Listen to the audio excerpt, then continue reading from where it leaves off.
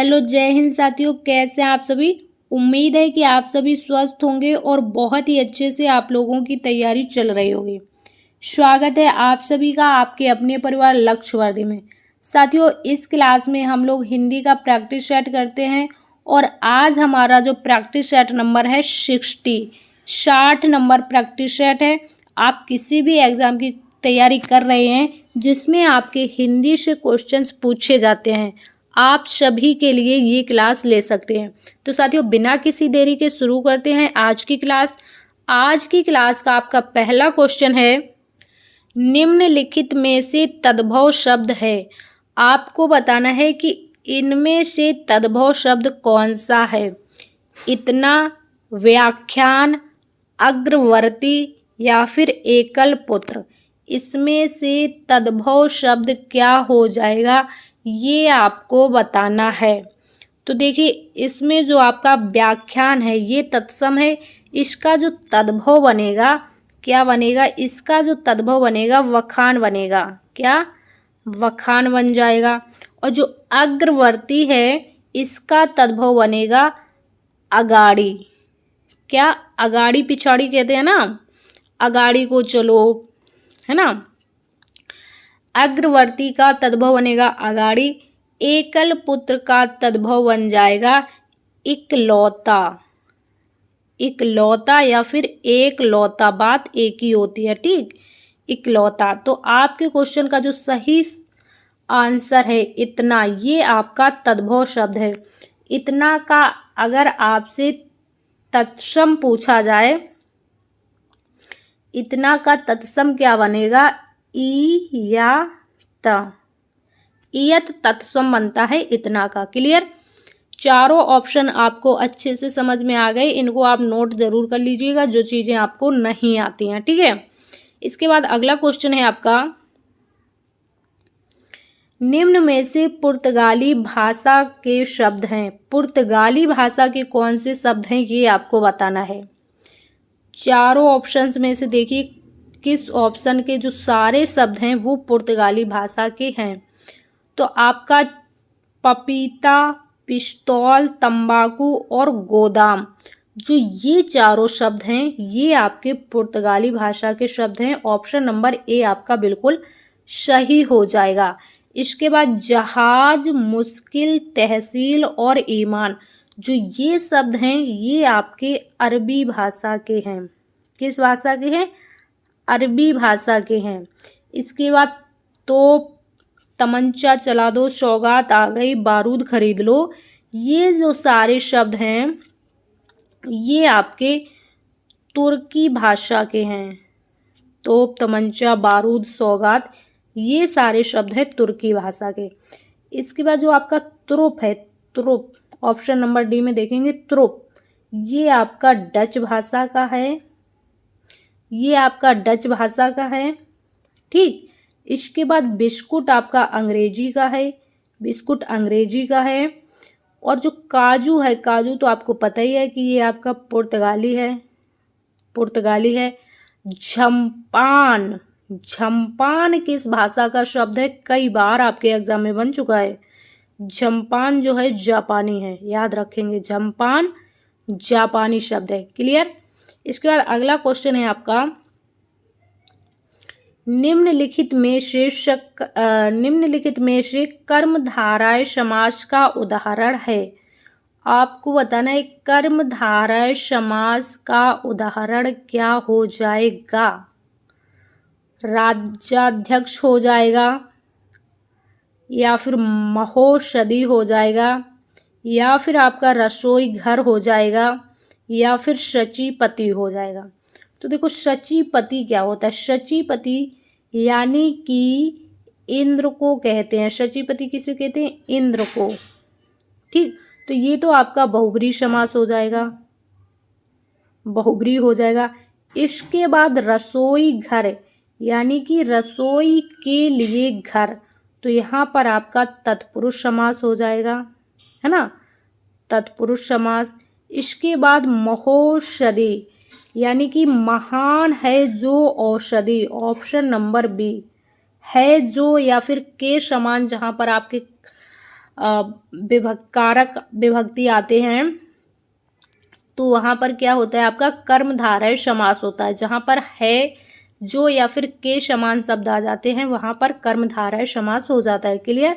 महान है जो औषधि, यानी कि कर्मधारय समास। इसके बाद आपका राज्याध्यक्ष है, यानी कि राज का अध्यक्ष, तो ये भी हो जाएगा आपका तत्पुरुष समास। राइट। अगला क्वेश्चन है आपका, निम्नलिखित में से पदार्थवाचक या फिर द्रव्यवाचक संज्ञा का उदाहरण है।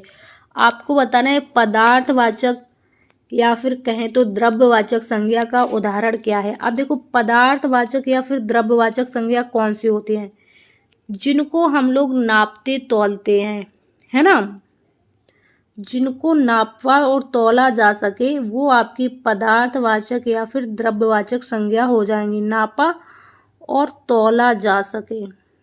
ठीक। तो अरब सागर, अरब सागर क्या है, ये तो एक सागर है और अरब सागर के जैसा कोई दूसरा नहीं है, तो यहाँ पर हो जाएगा आपकी व्यक्तिवाचक संज्ञा, है ना, जिसके जैसा कोई और ना हो वहाँ पर हो जाएगी आपकी व्यक्तिवाचक संज्ञा। वकील, वकील के जैसा कोई और होता है क्या, बहुत सारे वकील होते हैं, है ना, लेकिन अगर यहाँ पर किसी एक का नाम दिया होता, जैसे महासागर आपके बहुत सारे होते हैं लेकिन जो अरब महासागर है वो एक ही है।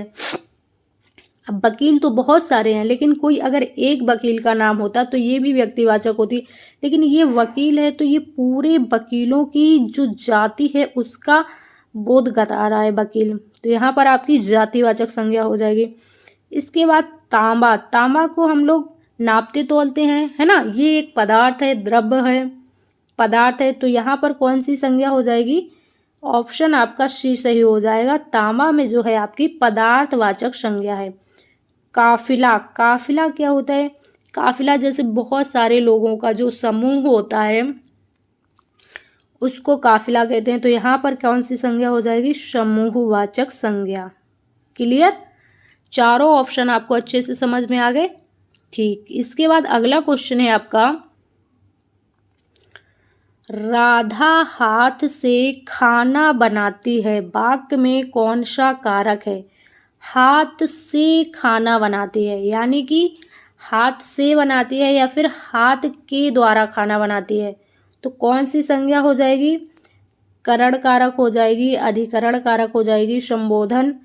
संबोधन, संबोधन दो जगह हो गया, यहाँ पर एक जगह आप संबंध कर लेंगे, संबंध, है ना। तो देखो, करण क्या होता है, जिसके द्वारा कार्य किया जाता है ना, करण से के द्वारा, जहाँ पर से हाथ से खाना बनाती है या फिर हाथ के द्वारा खाना बनाती है,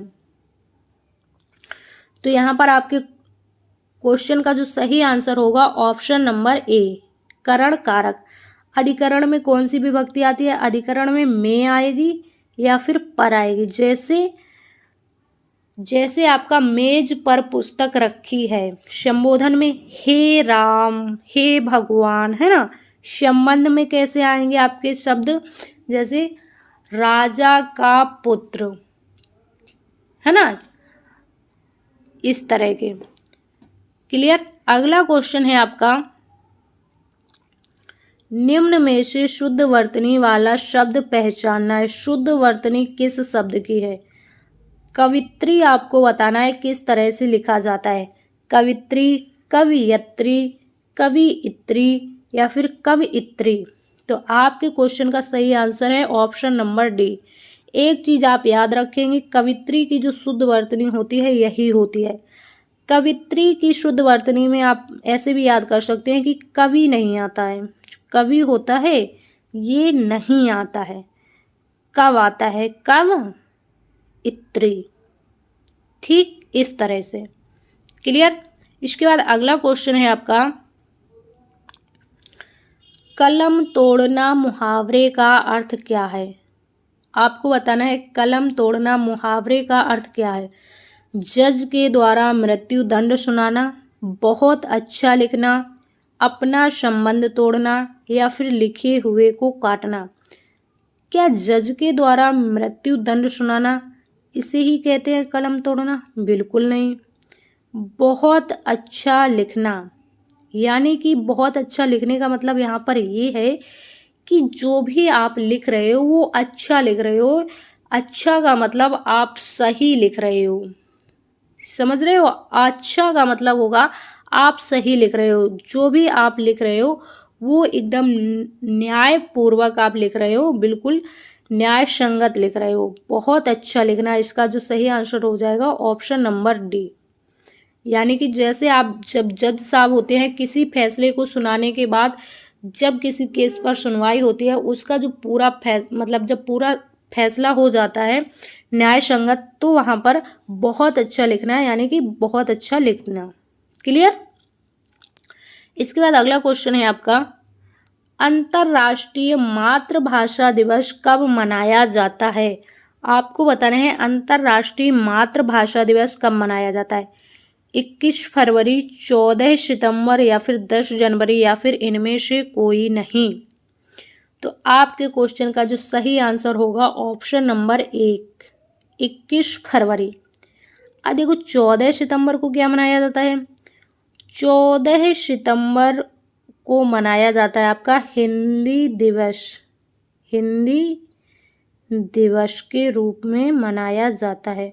फिर 10 जनवरी को क्या मनाया जाता है, तो 10 जनवरी को आपका विश्व हिंदी दिवस, विश्व हिंदी दिवस, हिंदी दिवस और विश्व हिंदी दिवस याद रखेंगे। विश्व हिंदी दिवस 10 जनवरी को मनाया जाता है। क्लियर। इसके बाद अगला क्वेश्चन है आपका, पीपर पात सरिस मन डोला पंक्तियों में प्रयुक्त अलंकार कौन सा है। पीपर पात सरिस मन डोला। अब यहाँ पर आप एक चीज याद रखेंगे, जहां पर आपको ये वाचक शब्द मिले कौन कौन से, सा, सी, से, है ना, सरिस, सी से सरिस, सरिस और कौन से, के समान, है ना। ऐसे जहां पर आपको वाचक शब्द मिले तो वहां पर आप समझ जाएंगे उपमा अलंकार होगा। कौन सा अलंकार होगा, उपमा अलंकार। क्लियर। इसके बाद अगला क्वेश्चन है आपका, निम्न में शुद्ध वर्तनी वाला शब्द आपको बताना है। शुद्ध वर्तनी वाला शब्द कौन सा है। तो देखो कर्ता, क्या ये कर्ता सही लिखा है, बिल्कुल नहीं लिखा। कैसे लिखा जाता है, कर्ता आपका इस तरह से लिखा जाता है। ठीक। ददीची, ददीची कैसे लिखा जाता है, ददीची क्या सही लिखा है, बिल्कुल नहीं लिखा। ददीची में जो धा में मात्रा होती है ये बड़ी ई की मात्रा होती है, ददीची, इस तरह से लिखा जाता है। रुपया जो है आपका बिल्कुल सही यहाँ पर हो जाएगा। सिंदूर, सिंदूर नहीं होता है, सिंदूर होता है। क्या होता है, सिंदूर होता है, इस तरह से। क्लियर। तो इतनी शुद्ध वर्तनी आप लोग याद रखेंगे या फिर लिख लेंगे। ठीक है। तो साथियों ये था आज की क्लास का आपका लास्ट क्वेश्चन। आज की क्लास आपको कैसी लगी आप लोग कमेंट्स में ज़रूर बताइएगा। यदि आप चैनल पर पहली बार आए हैं तो चैनल को सब्सक्राइब ज़रूर कर लीजिएगा। क्लास अगर आपको पसंद आई हो तो ज़्यादा से ज़्यादा लाइक और शेयर कीजिएगा। हम मिलेंगे आपसे नेक्स्ट क्लास में। जब तक के लिए स्वस्थ रहिए और अपनी तैयारी अच्छे से करते रहिए। जय हिंद साथियों।